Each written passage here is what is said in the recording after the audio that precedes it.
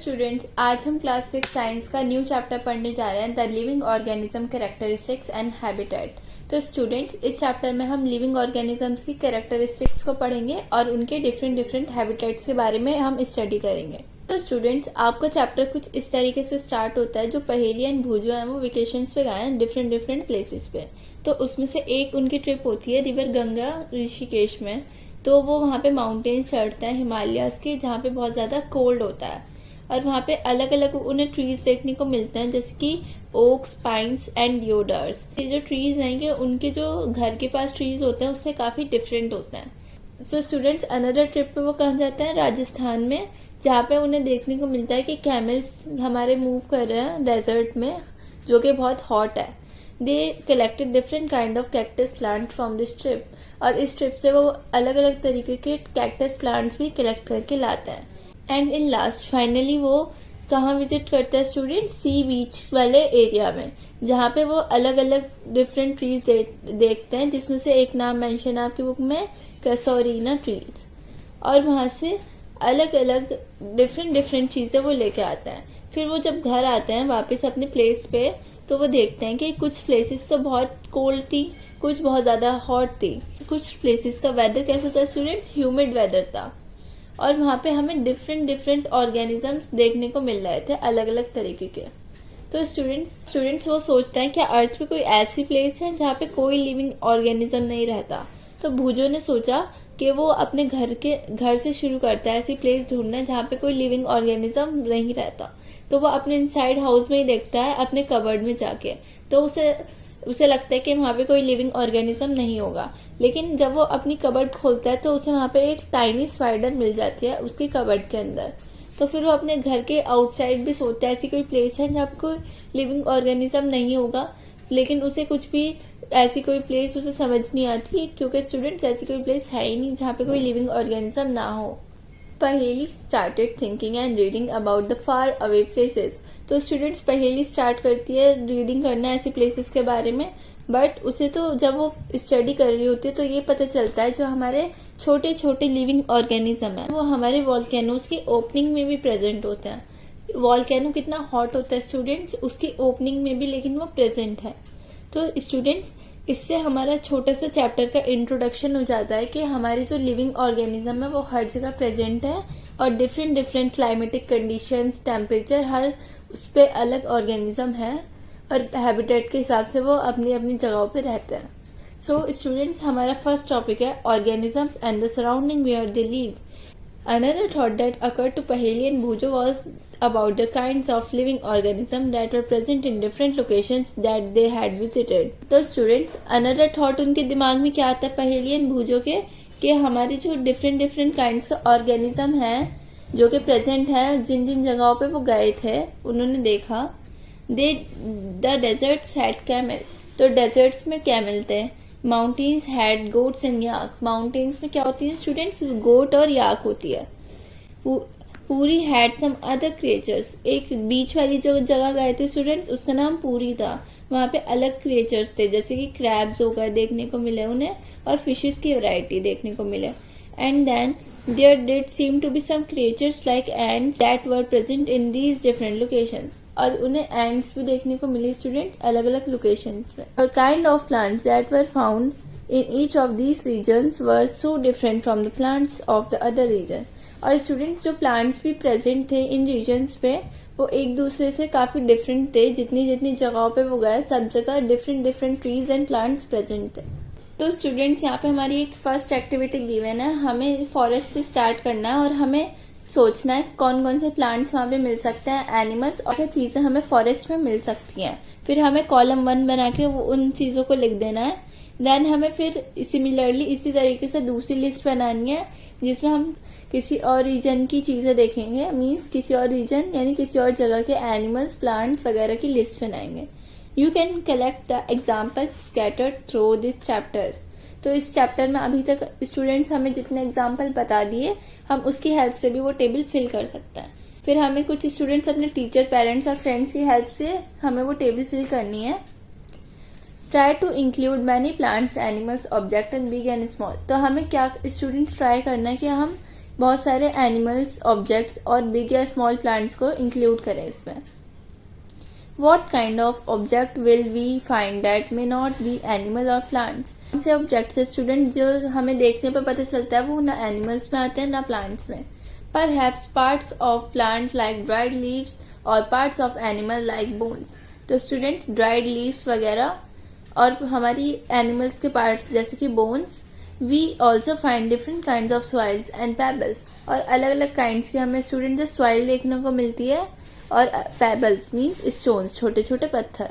Water in the oceans में have salt dissolve in it as discussed in chapter 3। तो students हमारी जो water होता है उसमें सॉल्ट डिसॉल्व होती है, मीन्स वो खारा होता है। हमने ये चैप्टर 3 में भी पढ़ा था। There could be many more objects. तो सिमिलरली स्टूडेंट्स जैसे हमने इतनी सारी चीजें ऊपर डिस्कस कर ली, ऐसे ही और भी ऑब्जेक्ट्स पाए जाते होंगे, तो वो भी हमें लिस्ट में हमें इंक्लूड करना है। As we go through the chapter, keep adding more examples. जैसे जैसे स्टूडेंट्स हम ये चैप्टर पढ़ते जाएंगे हमें और एग्जाम्पल्स मिलते जाएंगे। तो स्टूडेंट्स आपकी बुक में ये टेबल शो कर रखी है, जैसे कोई भी एनिमल हुआ, प्लांट हुआ या कोई ऑब्जेक्ट हुआ जो फॉरेस्ट में मिलता है, हमें वो इस लिस्ट में ऐड कर देना है। सिमिलरली माउंटेन्स, डेजर्ट, सी और या फिर और कोई रीजन आपके घर के आसपास कैसे रीजन है, प्लेन्स है या क्या है, तो आपको वो भी यहाँ पे लिख देना है। फ्रेंड्स आप ये एक्टिविटी, ये लिस्ट खुद से बनाइए और इसमें चीजें ऐड करके देखिए आपको कितनी कितनी डिफरेंट टाइप्स ऑफ चीजें देखने को मिल सकती हैं। So students our next topic is habitat and adaptations. तो स्टूडेंट्स हम इस टॉपिक में हैबिटेट और एडेप्टेशंस के बारे में पढ़ेंगे। What do you find from the plants and animals listed in activity 1। तो स्टूडेंट्स हमने जो एक्टिविटी 1 की थी, लिस्ट बना के डिफरेंट डिफरेंट जगहों पे हमें कैसे एनिमल्स, प्लांट्स मिलते हैं, उससे हमें क्या पता चलता है students? Did you find a large variety in them, कि बहुत डिफरेंट डिफरेंट वेराइटी है प्लांट्स की भी, एनिमल्स की भी। मीन्स हमें हमारे जो इन्वायरमेंट है स्टूडेंट्स उसमें बहुत सारे प्लांट्स भी हैं, एनिमल्स भी हैं, अलग अलग रीजन्स में मिलते हैं। लेकिन so students in the sea plants and animals are surrounded by saline salty water. तो हमने देखा स्टूडेंट सी में जो प्लांट्स और एनिमल्स होते हैं वो किससे घिरे हुए होते हैं स्टूडेंट? सलाइन वाटर से, मीन सॉल्टी वाटर से। Most of them use the air dissolve in the water. और जो वहां पे रहने वाले स्टूडेंट्स एक्वेटिक एनिमल्स होते हैं वो वही एयर को यूज करते हैं जो वाटर में डिजॉल्व हुई हुई होती है। There is very little water available in the desert. और सिमिलरली स्टूडेंट्स हमने देखा डेजर्ट में बहुत कम अमाउंट में वाटर प्रेजेंट होता है और वहां पे बहुत ज्यादा हॉट होता है डे टाइम पे, और नाइट टाइम पे बहुत ज्यादा कोल्ड हो जाता है। The animals and plants of the desert live on the desert soil and breathe air from the surrounding. So students जो वहाँ के एनिमल्स और प्लांट्स हैं वो डेजर्ट की सॉइल में ही रहते हैं और वहाँ की जैसी भी एयर है स्टूडेंट्स उसकी सराउंडिंग की वो उसी में ब्रीद आउट करते हैं। The sea and the desert are very different surroundings and we find very different kinds of plants and animals in these two region. तो स्टूडेंट जो हमें सी है और डेजर्ट है वो एक दूसरे से काफी डिफरेंट सराउंडिंग्स है और यहाँ पे बहुत डिफरेंट डिफरेंट काइंड्स के प्लांट्स और एनिमल्स मिलते हैं। Let us look at two very different kinds of organisms from the desert and the sea, a camel and a fish. तो स्टूडेंट्स हम दो ऑर्गेनिज्म की बात कर रहे हैं यहाँ पे, एक कैमल की एंड एक फिश की। The body structure of a camel helps it to survive in the desert condition.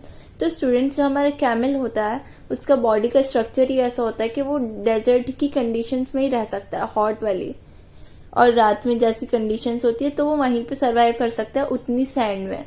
Camels have long legs which helps to keep their body away from the heat of the sand. Camel की जो students long legs होती हैं, means उसकी legs बहुत लंबे होते हैं, वो इसलिए होते हैं स्टूडेंट्स ताकि उसकी जो बॉडी है वो हीट से सैंड की दूर रहे। They excrete small amount of urine, their dung is dry and they do not sweat.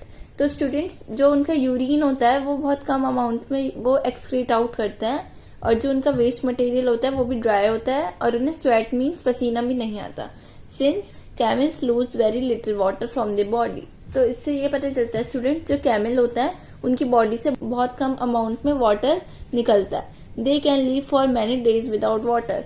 वो वाटर के बिना भी बहुत सारे डेज सर्वाइव कर सकते हैं। Let us look at the different kinds of fish.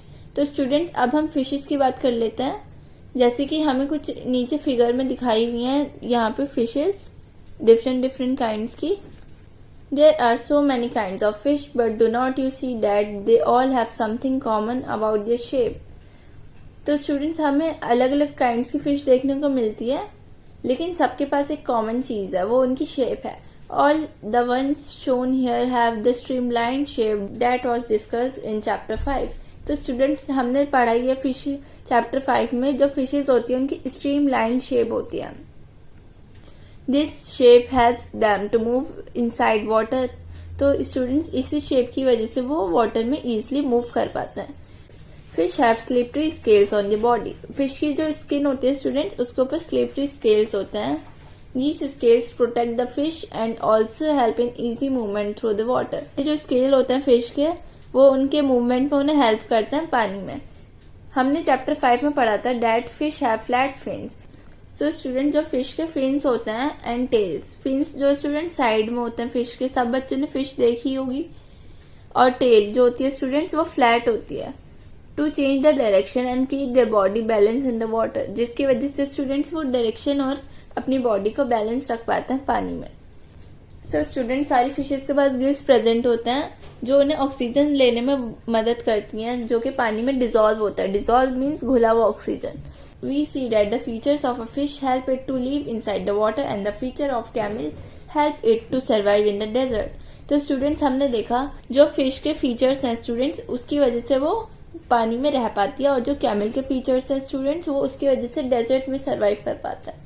So students, we have taken only 2 examples from a very wide variety of animals and plants that live on the earth। तो students हमने सिर्फ 2 examples लिए हैं, जबकि बहुत सारी varieties हैं animals की और बहुत सारी plants की भी हैं पूरी earth पे। In all this variety of organism, we will find that they have certain features that help them to live in the surroundings in which they are normally found। तो स्टूडेंट्स हमें ये देख के पता चलता है जो हमारे डिफरेंट ऑर्गेनिजम्स हैं उनके पास कुछ खास फीचर्स होते हैं स्टूडेंट्स जिस वजह से वो उस सराउंडिंग में रह पाते हैं जहाँ पे वो नॉर्मली मिलता है। The presence of specific feature और certain habitat which enable an organism to live naturally in its place is called adaptation. तो स्टूडेंट्स यहाँ पे आपको एडेप्टेशन की डेफिनेशन दी हुई है। The presence of specific feature means हमारे पास कोई ऐसी फीचर्स हमें गिवन है या फिर हमारी कोई ऐसी हैबिट है जिसकी वजह से वो ऑर्गेनिज्म रह पा रहा है नेचुरली उस प्लेस पे, तो वो हमारी एडेप्टेशन हो गई स्टूडेंट्स। जैसे कि फिश हमेशा से वाटर में रहती है, उसके पास स्पेशल फीचर्स हैं और उसकी हैबिट्स ऐसी हैं कि वो उसी जगह पे सर्वाइव कर सकती है स्टूडेंट्स, तो वो उसकी एडेप्टेशन हो गई। Adaptation of organism differ depending on their place of dwellings. That is why a fish cannot live out of water and a camel cannot live in a sea. Organisms की जो students adaptation होती है वो जहाँ पे वो रहते हैं उस place के हिसाब से होती हैं। तो इसी वजह से हमें कहा गया है कि जो fish होती है वो पानी के बाहर नहीं रह सकती एंड camel sea में नहीं रह सकता। So students यहाँ पे नीचे आपके habitat की भी definition है। The place where organism live is called habitat. जहाँ पे कोई ऑर्गेनिज्म रहता है वो उसका हैबिटेट होता है। तो स्टूडेंट्स आप कहाँ रहते हो? आप अपने घरों में रहते हो, वो आपका हैबिटेट है। Habitat means a dwelling place, a home. तो हैबिटेट का मीन्स भी दिया हुआ है स्टूडेंट्स, एक प्लेस जिसे हम होम भी कह सकते हैं, उनका होम। एनिमल्स का होम क्या होता है students? The habitat provides food, water, air, shelter and other needs of organism. जो स्टूडेंट्स हमारा हैबिटेट होता है वो हमारी सारी नीड्स पूरी कर देता है एक ऑर्गेनिज्म की, जैसे food, water, air, shelter and other needs. Several kinds of plants and animals live in the same habitat. तो स्टूडेंट्स बहुत सारे प्लांट्स और एनिमल्स एक तरीके के हैबिटेट में भी रहते हैं। स्टूडेंट्स आपको यहाँ तक हैबिटेट तक सारा चैप्टर क्लियर होगा। प्रीवियस जितने भी अभी मैंने टॉपिक्स पढ़ा है उसमें कोई डाउट नहीं होगा। अब हम डिफरेंट टाइप ऑफ हैबिटेट से आगे नेक्स्ट वीडियो में कवर करेंगे। तब तक के लिए थैंक यू।